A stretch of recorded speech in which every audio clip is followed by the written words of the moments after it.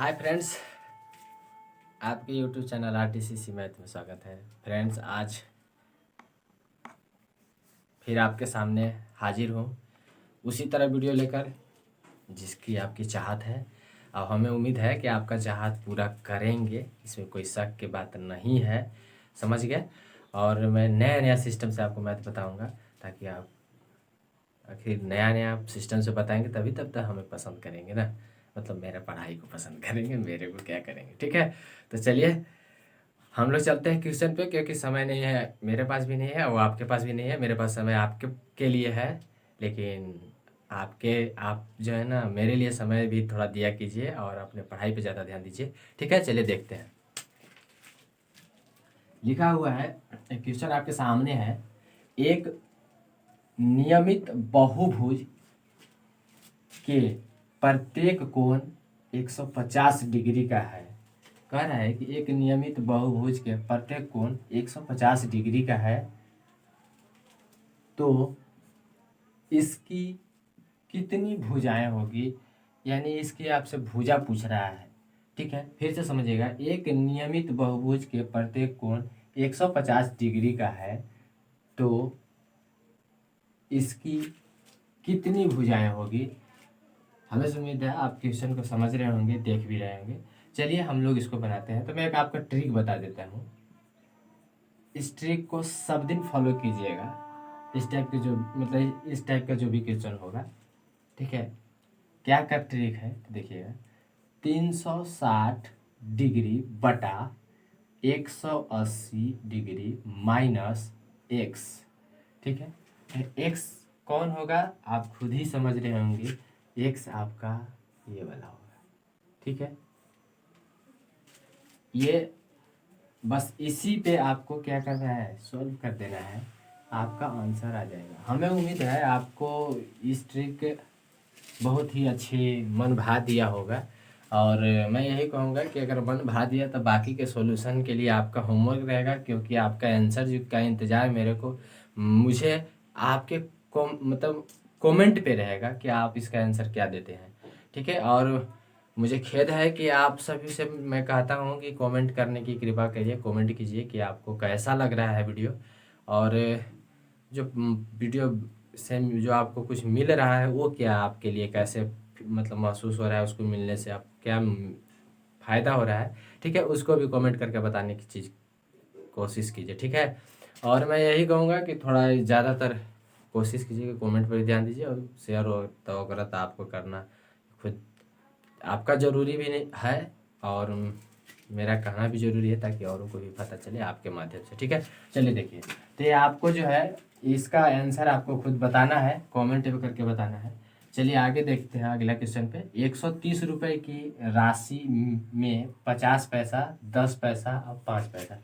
ध्यान रखिएगा, 50 पैसा का है, 10 पैसा है और 5 पैसा के सिक्का के सामान्य सिक्के हैं। ठीक है, तो प्रत्येक प्रकार के सिक्कों की संख्या आपसे पूछ रहा है। यानी कि रुपया यहाँ दिया है तो सिक्कों की आपसे संख्या पूछ रहा है। तो देखिए, सिक्कों की संख्या निकालने के लिए हम क्या करेंगे, इस सबको रुपया में हमको बदलना पड़ता है।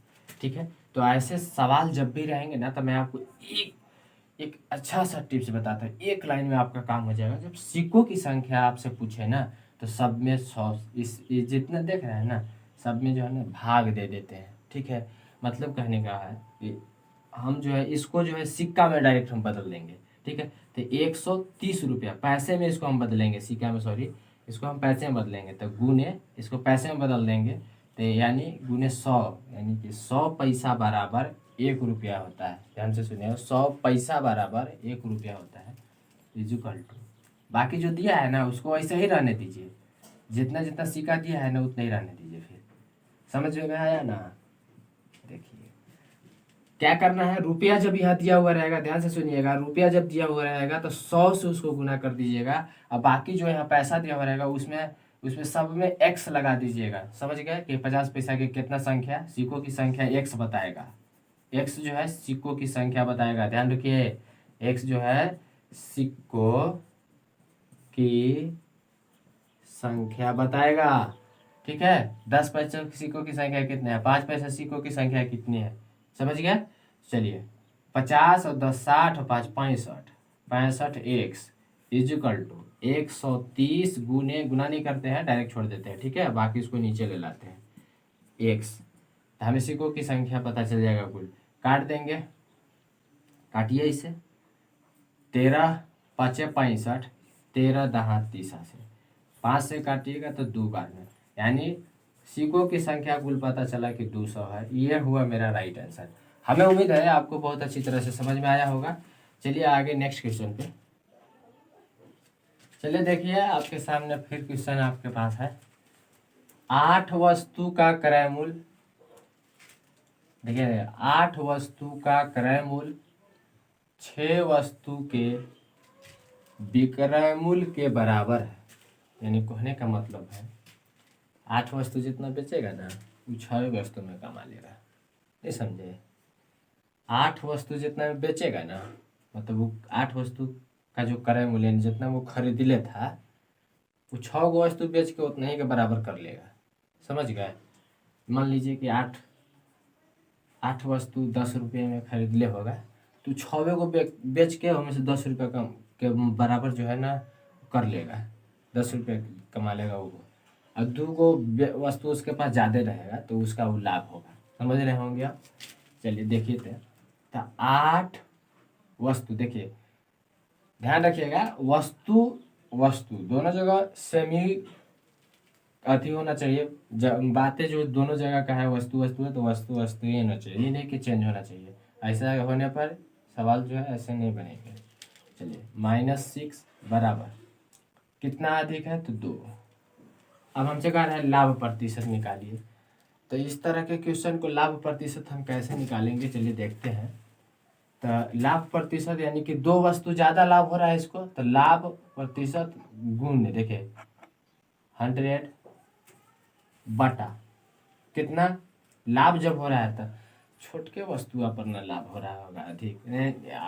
अब दूसरी बात एक और मैं आपको बता दूं, इसमें प्रॉब्लम बहुत सारे स्टूडेंट का होता का है ना कि इसको रखने के लिए सोचते हैं कि इसको रखने के लिए, तो मैं बता देता हूँ। लाभ कहेगा ना, लाभ लाभ जब कहेगा ना तो नीचे, यहाँ नीचे जो है ना छोटका रखिएगा, छोटका, ठीक है। अब हानि कहेगा ना, हानि हानि तो यहाँ रखिएगा बढ़का, समझ गए। यहाँ पे कौन रखेंगे, बढ़का। अच्छो लाभ कहेगा तो इसको समझ गए होंगे, हमें उम्मीद है। देख लीजिए तो यहाँ हमें लाभ कर रहा है, लाभ प्रतिशत पूछ रहा है, तो छोटका ही है तो छोटका का मूल्य यानी इसी पर ना निकलेगा, छोटके पर, तो छोटका यहाँ रख देंगे। ज़्यादा समझ में नहीं आता है तो ऐसा ही हम काम करेंगे, काट देंगे। अब इसको भागा दीजिएगा तो 33.3% लाभ आपका आ जाएगा। हमें उम्मीद है आपको समझ में आया होगा। अब पूरे डिटेल्स के लिए जो है ना अलग डिटेल्स वीडियो बनना पड़े, तो आपको इसका भी जल्द ही आपको उपलब्ध कराया जा रहा है, किस कारणवश जो है उपलब्ध नहीं हो पा रहा है, ठीक है। नेक्स्ट 50 प्राकृतिक संख्या का औसत आपसे पूछ रहा है, तो आपको हम संख्या जोड़ने भी बताए हैं, लेकिन मैं एक आपको आसान सा तरीका बता देता हूँ, वो आपके काम के लायक होगा। तो क्या होगा, देखिए इसका एकदम आसान सा तरीका यही है कि n+1 आप 2 कर दीजिएगा, 50 प्राकृतिक संख्या का औसत आपका निकल जाएगा। ये आसान सा एक ट्रिक है, क्या है, TRICK। और उतना अगर दिक्कत है तो 1 से लेके गिनती जोड़ने आता है, 1 से लेके 10 तक। अगर आप नए हैं तो पहले वाले वीडियो देख लीजिए, पुराने वाले वीडियो, वहाँ पे आपको इस चीज़ के बारे में बताया गया है, ठीक है। 1 से लेके 10 तक तब आप जोड़िएगा तो आता है 55, फिर 155, फिर 255, 355, ऐसे कर करके आते जाएगा, ठीक है। तो हमें उम्मीद है आपको समझ में आ गया होगा कि इसके आगे आपको जो है सॉल्यूशन करके कमेंट में आंसर बता देना है, ठीक।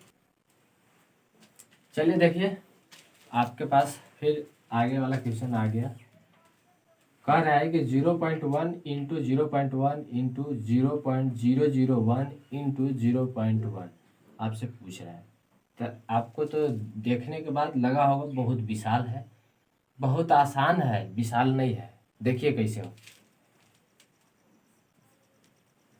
जितना जीरो है ना सबको ऊपर से हटा दीजिए, हटाइए, हट गया। तो देखिए एक जीरो यहाँ है, पॉइंट के बाद एक एक है, यानी कि एगो जीरो होगा, फिर यहाँ पॉइंट के बाद एगो है, फिर इंटू में फिर इसी लिखिएगा, फिर एक दो तीन गो है, एक दो तीन गो है, तो फिर इंटू में 1 2 3, ठीक है, एक दो तीन गो है, एक पर तीन जीरो, फिर एक पर यहाँ एक जीरो। अब क्या कीजिए कि सबके ऊपर वाला के गुना कीजिएगा, एक गुने एक गुने एक, तो क्या होगा, एक ही ना होगा। तो यहाँ लिख देंगे एक बटा कई गो जीरो है, 1 2 3 4 5 6 जीरो, तो हम लिखेंगे एक पर 6 जीरो, 2 तो 4 और 2 6। इसके बाद मेरा उत्तर क्या आएगा आप कमेंट में बता ना दीजिए क्या उत्तर होगा। देखिए हैंड्स करते हैं, 1 2 3 4 5 6, और उसके बाद ये 6 जीरो में एक से भाग करना है, तो जो जीरो है उतना अंक के बाद ऊपर में पॉइंट दे देंगे, तो हमारा आ जाएगा आंसर। तो इस काम के लिए हम आपसे उत्तर चाहते हैं, तो आप कमेंट में हमें आंसर बताने की कोशिश कीजिएगा, ठीक है। हमें उम्मीद है आप जरूर कमेंट में बताएंगे आंसर। नेक्स्ट आपका, यदि कोई धन साधारण ब्याज पर, ध्यान दीजिए, साधारण ब्याज पर 6 वर्ष में दुगना हो जाता है, समय हमारा पास है 6 वर्ष,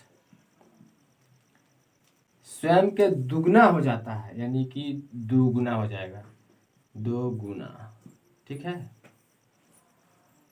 हो जाता है, तो वह 4 गुनी हो जाएगी, यानी कि यहाँ 4 गुनी पूछ रहा है, 4 गुनी आपसे पूछ रहा है कितने वर्ष में, समय इक्वल टू वाट आपसे पूछा। हमें उम्मीद है आपको अच्छी तरह से समझ में आ रहा होगा। फिर से, यदि कोई धन साधारण ब्याज पर 6 वर्ष में स्वयं के दुगना हो जाता है तो वह 4 गुनी हो जाएगी।